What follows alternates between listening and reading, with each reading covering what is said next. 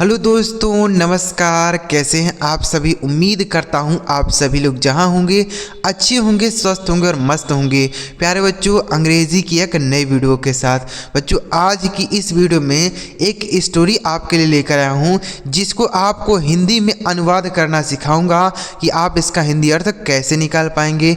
एक एक शब्दों का हिंदी अर्थ आपको समझाऊंगा, फिर कहाँ पर कौन से टेंस का प्रयोग किया गया है यह भी आपको बताऊंगा। तो अगर आप ये वीडियो पूरा देखते हैं तो आप बहुत सारी नई नई चीज़ें इस वीडियो से सीख पाएंगे। तो वीडियो कंप्लीट देखिएगा, बिल्कुल स्किप नहीं कीजिएगा। अगर आपको यह वीडियो पसंद आए तो लाइक करिएगा। इस चैनल पर पहली बार आए हैं, सब्सक्राइब नहीं किए हैं तो चैनल को भी सब्सक्राइब करके बेल आइकन को भी दबा लीजिएगा। ठीक है बच्चों, देखिए यहाँ लिखा है अंग्रेजी से हिंदी अर्थ निकालना सीखे गुरु मंत्र। बच्चों ऐसा तरीका आपको कहीं नहीं मिलने वाला, कोई नहीं ऐसा आपको बताएगा। ठीक है, ध्यान से देखिए, सारे शब्दों की मीनिंग आपको समझाऊंगा। यहाँ पे देखिए स्टोरी का टाइटल लिखा गया है डंकीज शैडो। डंकीज मतलब गधे की, यहाँ एपोस्ट्रोफी एस लगा ना बच्चों, इसका मतलब होता है का की के, यानी गधे की। शैडो मतलब छाया, गधे की छाया। अब भाई इस स्टोरी का टाइटल जो है गधे की छाया क्यों दिया गया है, चलिए पढ़ते हैं और स्टोरी को समझने का प्रयास करते हैं। ठीक है। Once upon a time there was a man who sometimes used to give his donkey on rent। देखिए समझते हैं, देखिए लिखा है वंस अपॉन आ टाइम। इस पूरे सेंटेंस का मतलब होता है बच्चों एक समय की बात है, एक बार की बात है, एक बार की बात है। देयर, देयर अगर सब्जेक्ट के स्थान पर लिखा गया हो तो उसका मीनिंग नहीं निकलता है। बाकी देयर का मीनिंग होता है वहाँ, लेकिन यहाँ पे मीनिंग नहीं निकलेगा। ठीक है, तो इस देयर का कुछ नहीं होगा, केवल सब्जेक्ट के रूप में यूज हुआ है। वाज मतलब था, ए मतलब एक, मैन मतलब आदमी। एक बार की बात है, एक आदमी था। हु मतलब जो, समटाइम्स मतलब कभी कभी, यूज्ड टू गिव दिया करता था। देखिए कोई काम अगर हम अक्सर किया करते हैं ना तो उसके लिए हम यूज्ड टू का प्रयोग करते हैं। किसका प्रयोग? Used to. जैसे हम खाना खाया करते थे, used to eat.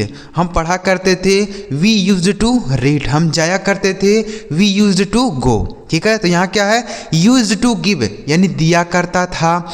His Dunki यानी अपने गधे को, ऑन रेंट यानी किराए पर। रेंट मतलब किराए पर। ठीक है, एक आदमी था, एक बार की बात है, एक आदमी था जो कभी कभी अपने गधे को किराए पर दिया करता था। ठीक है, समझ गए ना? इतना पूरा यहाँ से यहाँ तक हमने आपको एक एक शब्दों की मीनिंग समझाया और टेंस भी बता दिया कि यहाँ पास्ट इंडेफिनिट टेंस है। ठीक है बच्चों, कौन सा टेंस है? पास्ट इंडेफिनिट टेंस है। यहाँ वर्ब की सेकंड फॉर्म लिखी है। तो एक बार एक आदमी था जो अपने गधे को कभी कभी किराए पर दिया करता था। One day a man asked him can I hire your donkey for a day. One day मतलब एक दिन, ए मैन एक आदमी ने, आस्क्ड मतलब पूछा, हिम मतलब उससे। एक दिन एक आदमी ने उससे पूछा कैन आई हायर, क्या मैं किराए पर ले सकता हूँ। देखिए किराए पर अगर कोई चीज़ आप लेते हैं तो हायर करना। ठीक है, तो क्या मैं किराए पर ले सकता हूँ योर डंकी, तुम्हारे गधे को, फॉर अ डे एक दिन के लिए। एक दिन के लिए क्या मैं तुम्हारा गधा किराए पर ले सकता हूँ? वह जो जिसके पास गधा था उससे वह आदमी पूछ रहा है। ठीक है, कि क्या मैं तुम्हारे गधे को किराए पर ले सकता हूँ एक दिन के लिए। द ओनर यानी मालिक ने, द ओनर मतलब मालिक ने। इतना समझ गए ना बच्चों? सारे शब्द समझ आ गए ना? चलिए आगे। तो ओनर सेड मालिक ने कहा, श्योर मतलब होता है जरूर, जरूर ले सकते हैं। ठीक है, क्योंकि वह रखा ही था किराए पर देने के लिए तो उसने कह दिया ठीक है ले जा सकते हो तुम इसको। But you will have to pay me $2। But मतलब हो गया लेकिन, बट मतलब लेकिन। यू विल हैव टू, देखिए विल हैव टू का प्रयोग वहाँ होता है जब हमें कोई काम करना पड़ता है, तो पड़ता है तो उसके लिए हम विल हैव टू का प्रयोग करते हैं। ठीक है, लेकिन यू विल हैव टू पे, तुम्हें भुगतान करना होगा, तुम्हें देना होगा। मी मतलब मुझे, $2 मतलब $2 तुम्हें मुझे देना होगा, तभी तुम इस गधे को किराए पर ले जा सकते हो। ठीक है, तो उसने क्या कहा कि तुम्हें $2 मुझे देना पड़ेगा तभी तुम इसको ले जा पाओगे। समझ में आ गया। The man immediately paid him $2। The man मतलब आदमी ने, इमीडिएटली मतलब तुरंत, इमीडिएटली मतलब तुरंत, पेड मतलब भुगतान कर दिया, हिम मतलब उसे, $2 मतलब $2, उसको वह आदमी जो है तुरंत $2 दे दिया कि लो भाई अपना $2 और मुझे गधा किराए पर दे दो। ठीक है, समझ गए। Now it was very hot day. अब नाउ मतलब अब, इट मीन्स यह वाज मीन्स था अ वेरी हॉट डे, यानी बहुत गर्मी का दिन था। अब बहुत गर्मी का दिन था। Both the man wanted to stand in the donkey's shadow. Both the man दोनों आदमी, कौन आदमी भाई, जो किराए पर लिया हुआ था उसने और जो मालिक था वह, दोनों आदमी वांटेड मतलब चाहते थे। यहाँ वर्ब की सेकेंड फॉर्म लिखी है बच्चों, तो यहाँ कौन सा टेंस होगा, पास्ट इंडिफिनिट टेंस। जहाँ पर भी वर्ब की सेकंड फॉर्म लिखी जाती है वहाँ पास्ट इंडिफिनिट टेंस होता है। ठीक है, तो बोथ द मैन वांटेड दोनों आदमी चाहते थे, टू स्टैंड मतलब रहना, इन मतलब में, द डंकीज शैडो यानी गधे की छाया में। भाई गर्मी का दिन था तो कोई भी पेड़ पौधा जब नहीं रहेगा तो जिसकी छाया मिलेगी उसकी छाया में ही हम रहना चाहेंगे। तो जब गधे को वह ले जा रहे थे तो गधे की जो छाया थी वहाँ पर वह लोग रुकना चाहते थे। ठीक है, जो गधा चल रहा था तो उसके पीछे पीछे उसकी छाया बन रही थी, तो उस छाया में जो है वह दोनों रुकना चाहते थे। In order to be cool ठंडा रहने के लिए, in order to be cool, cool मतलब ठंडा, ठंडा रहने के लिए वह गधे की छाया में रहना चाहते थे। कौन, दोनों आदमी, जो मालिक था गधे का वह भी और जो आदमी ले जा रहा था वह भी, दोनों उसके छाया में रहना चाहते थे। अब क्या हुआ, but there was a room only for one. But मतलब लेकिन, देयर यहाँ भाई सब्जेक्ट है, इसका मीनिंग नहीं होगा। वाज मतलब था, रूम मतलब बोल सकते हैं जगह, ओनली मतलब केवल, फॉर वन केवल एक के लिए। लेकिन जो गधे की छाया में जो छाया बन रही थी वह एक ही आदमी के लिए थी, वहाँ दो आदमी नहीं रह सकते थे। जगह थोड़ी थी ना, गधा का जितना छाया बनेगा उतने ही दूर तो ठंडा रहेगा, बाकी जगह तो धूप है, तो वहाँ पर केवल एक ही आदमी को रुकने के लिए जगह बन रही थी, छाया बन रही थी। ठीक है, अब क्या हुआ, सो यानी इसलिए, they started pushing each other. They miss, so मतलब इसीलिए, दे मिस वे दोनों, स्टार्टेड मतलब शुरू कर दिए, पुशिंग मतलब धक्का देना, ईच अदर मतलब एक दूसरे को, इसलिए वह एक दूसरे को धक्का देने लगे कि नहीं मैं यहाँ पे रहूँगा, और दूसरा वाला कह रहा है नहीं मैं यहाँ पे रहूँगा, मतलब दोनों एक दूसरे को धक्का दे रहे हैं कि मैं छाया में रहूँगा। ठीक है, द मैन सेड आदमी ने कहा, गो अवे यहाँ से जाओ, आदमी ने कहा यहाँ से जाओ, गो अवे यहाँ से जाओ। I have hired the donkey, I have hired, यहाँ देखिए हैव या हैज के साथ अगर वर्ब की थर्ड फॉर्म आए तो वहाँ प्रेजेंट परफेक्ट टेंस होता है।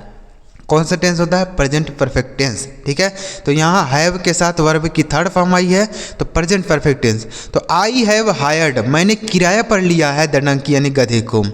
तो आदमी ने कहा कि जो आदमी किराए पर लिया था वह कह रहा है कि तुम यहाँ से जाओ, मैंने इस गधे को किराए पर लिया है, वह कह रहा है। ठीक है, उसके बाद द ओनर सेड अब मालिक ने कहा, मालिक ने क्या कहा भाई, you have hired the donkey but not his shadow.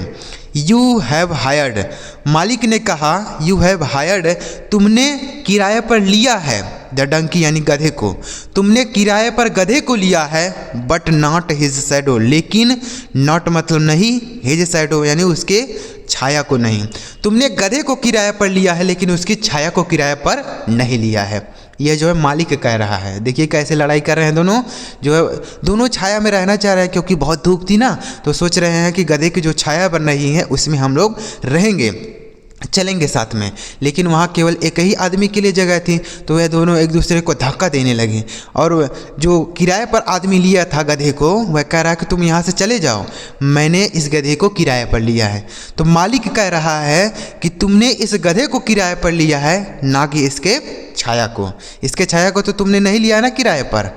दियर एर्गुमेंट, अब आगे क्या हुआ, दियर एर्गुमेंट, उनका झगड़ा, उनका बहस, लीड मतलब ले जाता है, टू आ बिग फाइट, एक बड़ी लड़ाई की ओर। उनका जो बहस था वह एक बड़ी लड़ाई की ओर ले जाता है, मतलब उनके बीच बहस होते होते एक बड़ी लड़ाई हो गई। ठीक है, दोनों लड़ाई करने लगे कि नहीं भाई मैं यहाँ छाया में रहूँगा, और दूसरा कह रहा नहीं भाई मैं यहाँ पे रहूँगा। वाइल फाइटिंग, लड़ते समय, वाइल फाइटिंग लड़ते समय, one of them happened to kick the donkey. While fighting लड़ते समय, वन ऑफ देम यानी उनमें से एक, ठीक है, वन ऑफ देम का मतलब उनमें से एक, हैपेंड टू किक मतलब लात मार दिया द डंकी यानी गधे को। यानी जब दोनों आपस में लड़ रहे थे, लड़ाई कर रहे थे, तो उनमें से एक आदमी ने क्या किया, गधे को एक लात मार दिया। अब भाई देखिए उसकी छाया में ही रहना चाह रहे, उसको ही लात मार दिया। ठीक है, अब लात मार दिया तो क्या हो गया, the poor donkey got alarmed, the poor donkey, poor मतलब गरीब होता है लेकिन यहाँ बेचारा होगा। ठीक है, बेचारा गधा, गॉट अलार्म्ड मतलब घबरा गया, चिंतित हो गया। बेचारा गधा जो है चिंतित हो गया। भाई उसको क्या लेना देना कि वह क्या कर रहे हैं, वह तो अपना चल रहा था, तो वह दोनों लड़ाई कर रहे थे। तो लड़ाई करते करते क्या हुआ कि एक ने उसमें से गधे को लात मार दिया। गधा जो है घबरा गया। He immediately scampered away leaving the two man red faced. अब क्या हुआ, ही मिस, उसने इमीडिएटली मतलब तुरंत, स्कैम्पर्ड मतलब घबराया हुआ, अवे मतलब भाग गया, लिविंग मतलब छोड़कर, द टू मैन मतलब दोनों आदमी को, रेड फेस्ड मतलब मुंह लाल करके, मतलब वह जो गधा था तुरंत ही घबराया हुआ गधा वहाँ से उन दोनों आदमियों को छोड़ के भाग गया। ठीक है, जब वह भाग गया तो उनका चेहरा जो है लाल हो गया कि भाई आप कोई छाया ही नहीं है, तो गधा ही नहीं है तो छाया कहाँ से बनेगी। ठीक है, तो दोनों आदमियों को छोड़ के वह भाग गया। स्कैम्पर्ड मतलब होता है बच्चों घबराया हुआ। ठीक है, लिविंग मतलब छोड़कर, द टू मैन दोनों आदमियों को, रेड फेस्ड मतलब मुंह लाल करके। ठीक है, अब क्या हुआ, now there was no donkey. अब देयर यहाँ सब्जेक्ट है, मीनिंग नहीं होगा, वाज मतलब था, नो मतलब नहीं, डंकी मतलब गधा। अब कोई गधा नहीं था, एंड नो शैडो और कोई भी छाया नहीं थी। जब गधा ही नहीं है तो छाया कहाँ से बनेगी। अब कोई भी गधा नहीं था और छाया भी नहीं थी। Both the man regretted fighting, both the man दोनों आदमी, रिग्रेट मतलब होता है पछता रहे थे, रिग्रेटेड लिखा है, यहाँ वर्ब की सेकेंड फॉर्म लिखी है तो यह पास्ट इंडिफिनिट है।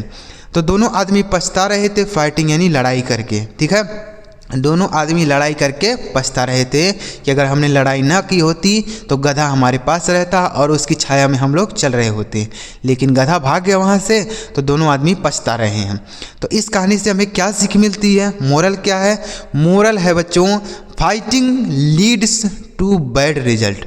फाइटिंग मतलब लड़ाई, लीड्स मतलब ले जाती है, बढ़ावा देती है, टू अ बैड रिजल्ट एक बुरे परिणाम की ओर ले जाती है। लड़ाई एक बुरे परिणाम की ओर ले जाती है। तो ये थी आज की स्टोरी आपको मज़ेदार लगी कि नहीं, समझ आ गया कि नहीं। एक बार एक आदमी था जो कभी कभी अपने गधे को किराए पर दिया करता था।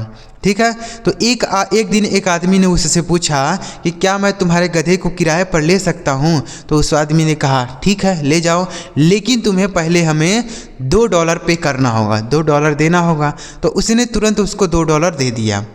अब गर्मी का दिन था, तो जब वह गधा लेके जा रहा था तो मालिक भी साथ में चल रहा था। तो वहाँ पर जो है गधे की एक छाया बन रही थी, तो उसमें जो है वह दोनों रहना चाह रहे थे। तो वह वहाँ पर जो जगह जो थी गधे की छाया की, वह एक ही आदमी के लिए थी, लेकिन वह दोनों वहाँ पर रहना चाह रहे थे। तो इस तरह वह दोनों एक दूसरे को धक्का देने लगे। अब धक्का देने लगे, उसके बाद फिर इस तरीके से जो है वहाँ पर लड़ाई शुरू हो गई। तो उसमें से एक आदमी ने गधे को लात मार दिया। अब लात मार दिया तो गधा घबरा गया। घबराया हुआ गधा जो है उनको तुरंत वहाँ से छोड़कर भाग गया। अब कोई भी गधा नहीं था तो न छाया थी, तो दोनों आदमी पछता रहे थे कि भाई हम अगर लड़ाई नहीं करते तो गधा हमारे साथ होता।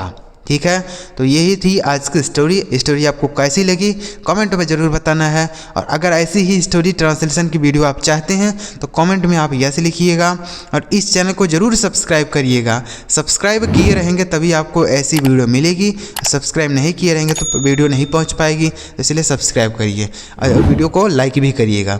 चलिए मिलते हैं प्यारे बच्चों अगली वीडियो में किसी नए टॉपिक के साथ। वीडियो देखने के लिए आपका बहुत बहुत धन्यवाद।